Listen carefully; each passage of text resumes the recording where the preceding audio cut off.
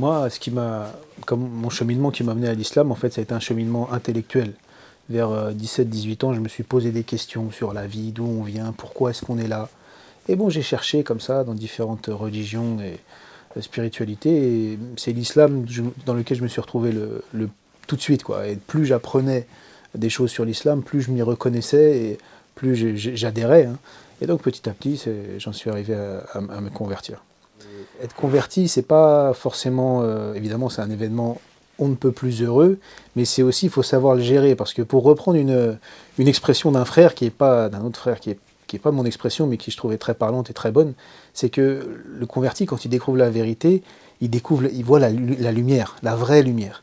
Et des fois, quand on voit la lumière trop fort, eh bien, on est ébloui. Et c'est ça, c'est-à-dire qu'on a quelque chose de très fort qui se passe et il faut savoir le gérer. Et on peut tomber dans des pièges auxquels il faut faire attention.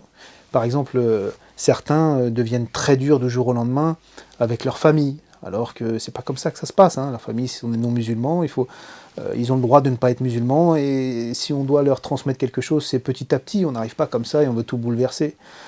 Et aussi, certains changent trop vite, trop fort, du jour au lendemain, eux aussi, alors que c'est un cheminement. Ouais, l'islam, c'est effectivement une révolution intérieure qui chamboule toute notre vision de la vie, mais ça se fait petit à petit, étape par étape, hein. Il y a aussi un savant qui disait, c'est comme une échelle.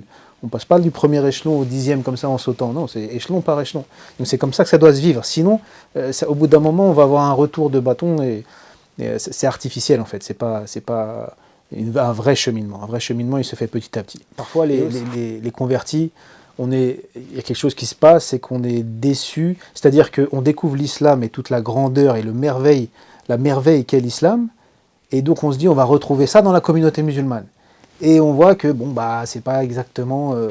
la communauté musulmane n'est pas au niveau du message, en fait. Mais bon, c'est des êtres humains, et puis on est dans une période de l'histoire où c'est comme ça, la Oumma ne va pas très fort, et ça, il faut réussir à le comprendre, et on ne doit pas s'en couper. C'est pas parce que c'est pas exactement ce qu'on attendait, qu'on constate des choses qu'on pensait ne pas trouver, c'est pas pour ça qu'il faut s'en détacher et se dire, bon, bah moi, je fais mon islam tout seul, ou alors avec mon petit groupe. Non, l'islam, ça se vit en communauté, et on doit patienter avec les gens et faire ce qu'il faut pour essayer de réformer les choses, mais en tout cas, en aucun cas, se couper de la Ummah. Et quelque chose aussi qui apparaît parfois chez les convertis, en fait, c'est un réflexe qui doit être humain, et Shaitan n'est pas loin, parce qu'on trouve ça chez d'autres populations, c'est-à-dire c'est ce réflexe de rester qu'entre convertis.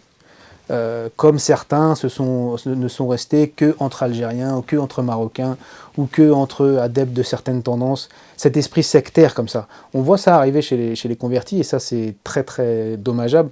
Et en plus, on voit même un certain trait de caractère qu'on retrouve chez les Occidentaux, et il faut le dire. Et le converti ne doit pas oublier qu'il doit aussi se purifier de son background, j'ai envie de dire, culturel et idéologique. Souvent on parle des Maghrébins qui ont introduit dans la religion des choses qui n'en sont pas, comme les superstitions, etc. C'est vrai, mais le converti aussi, il a ses virus, on va dire, et parmi ceux-là, il y a parfois une certaine arrogance et un certain complexe de supériorité. Donc comme si les Arabes, ils méritent pas l'islam, ce qu'ils ont fait de l'islam, c'est pas fidèle, donc nous on va leur apprendre. Ou c'est ce côté comme ça arrogant, voire même un petit peu, esprit un petit peu, voilà, un complexe de supériorité. Ça c'est très grave, subhanallah. Subhanallah, c'est très grave, c'est de l'orgueil. Et il n'y a pas plus grave comme péché du cœur que l'orgueil, c'est le péché de Iblis. Oui, il y a du bon, il y a du moins bon, les musulmans sont ce qu'ils sont, mais il n'y a pas à avoir d'orgueil, de complexe de supériorité. Eh bien parce que déjà, si l'islam est arrivé jusqu'à nous, c'est aussi grâce à la présence de musulmans culturels ou de familles musulmanes. Il y a parmi eux des gens très pieux, très sincères, très savants, et il y en a d'autres qui le sont moins. Bon, il ne faut pas oublier que l'on forme une communauté, et on doit se voir comme une communauté.